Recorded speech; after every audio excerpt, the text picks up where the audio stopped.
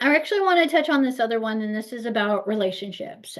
So as we're doing the womb chakra healing, we're recognizing that we're going in and literally clearing out our filters is really what's happening. So as we clear out the womb chakra, we're dissolving and deleting how we perceived things, how we emotionally got bound or tied to things within every incarnation and experience that is held within those records. So, what does that mean?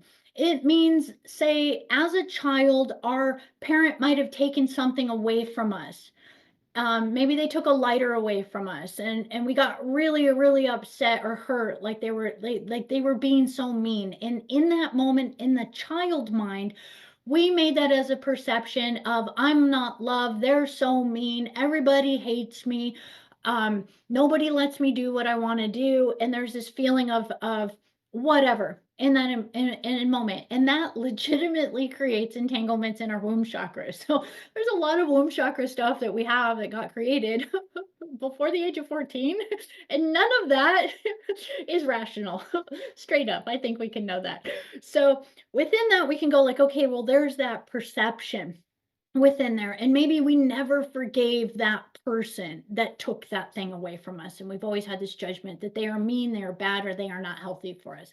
So now we go in and we do the womb chakra clearing, and we begin to clear out these perceptions within there. And as we clear it, we actually start to clear all the veils and start to see that individual with new eyes, new heart, new mind, and higher self. Within that experience, we want to also recognize that that individual was in our life at a particular time when we were still running a lot of karmic programs. This is key. So this many times will start to change the dynamic of how we think about that person. But it doesn't necessarily mean we need to go hunt down that person and make a brand new relationship with them. And here, let's kind of take it into this perspective. So we may be able to clear something from, say, a past lover, a past coworker, a past best friend we had that we had a falling out with. And we want to recognize that in that moment, that experience was perfect for us, exactly the way it was and exactly the way we needed it, because that experience highlighted where we were out of balance within ourselves. You may now have gone through the womb chakra clearing and cleared all the charge and all the energy out of that.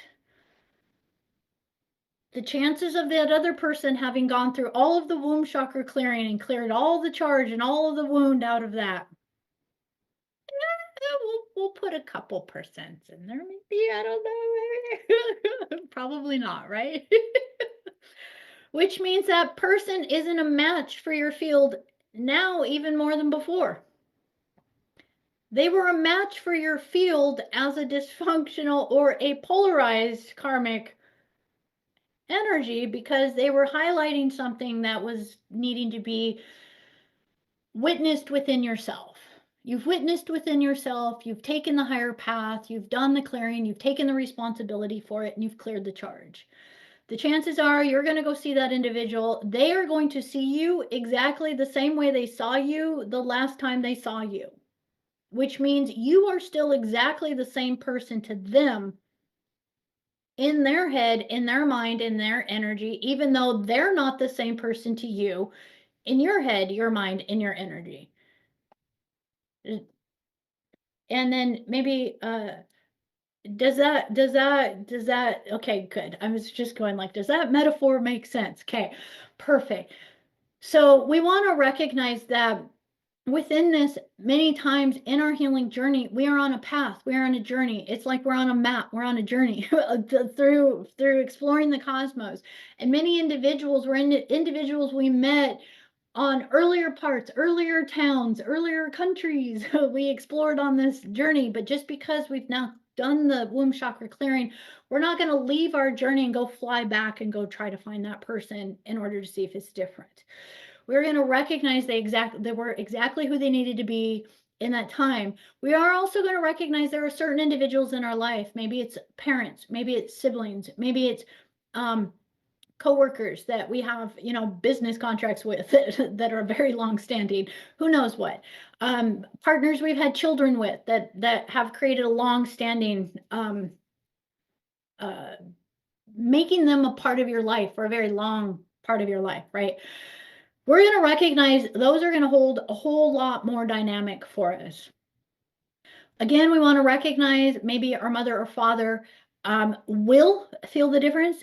I truly, truly, truly, truly do feel doing the womb chakra process creates a lot more relaxation, ease, and comfort in their field.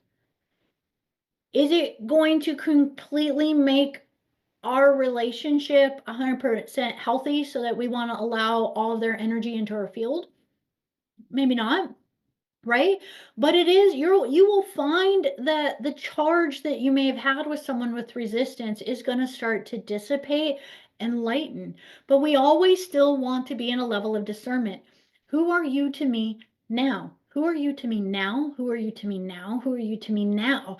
And our job is to authentically keep catching whatever is coming up. This is the coolest thing about being in a relationship with someone who's doing the work.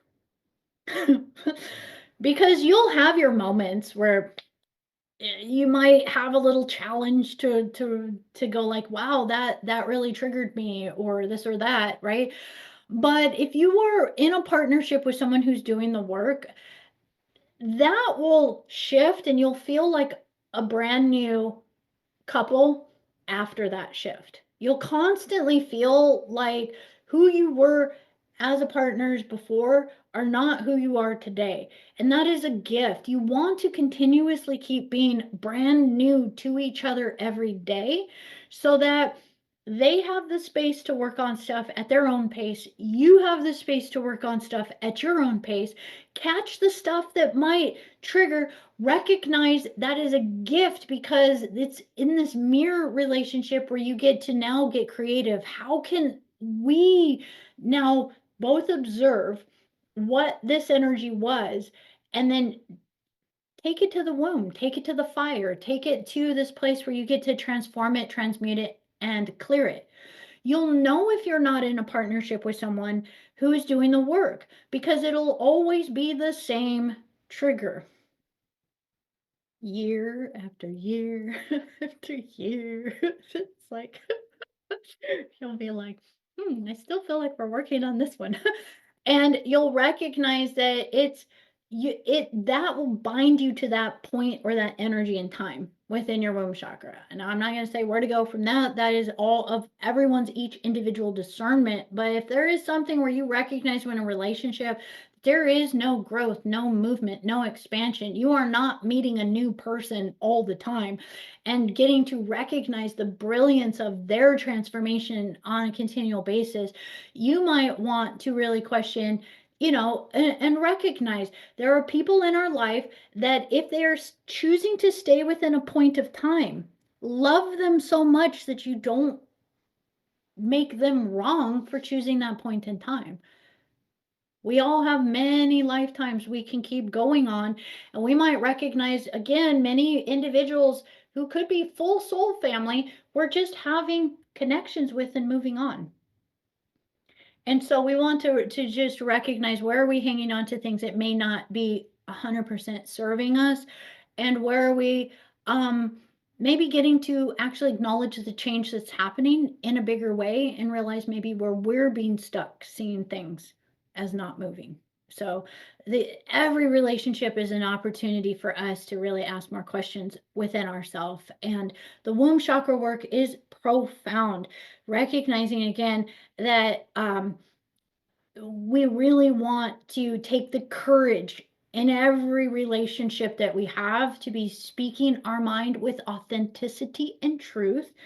And what gate was that? I think it was the gate 23 of assimilation that we talked about in our recent star report, which is, but also with right timing and with the right connection within our thoughts. We're not here to blame anyone, project anything, or to make anyone wrong for anything. But then when we say things, it's coming from the authentic desire to constantly evolve and grow within creation.